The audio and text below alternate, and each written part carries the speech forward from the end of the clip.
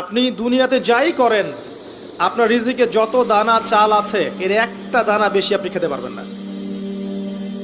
আপনি পৃথিবীতে যত কষ্টই থাকেন, হতাশায় থাকেন, একটা দানা রেখে পৃথিবী থেকে আপনি যাবেন না। তাই রিজিকের জন্যে ঘুষ, সুদ, দুর্নীতি, অন্যের সম্পদ আত্মসাৎ করা, প্রতারণা, সিন্ডিকেট, মাপে কম দেওয়া, এগুলো ছেড়ে দেন। আপনার রিজিক আপনার কাছেই আছে, কেউ কেড়ে নিতে পারবে না।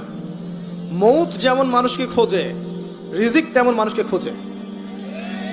আমাদের কাউন্সিলর সাহেবের বাসায় বা তার আত্মীয়র বাসায় আজকে আমার রিজিক লেখা ছিল বলেই এখানে এসেছি, না হলে আসতে পারতাম না। তো তাকদীর লেখা হয়ে গেছে, এটাকে বলে তাকদীর।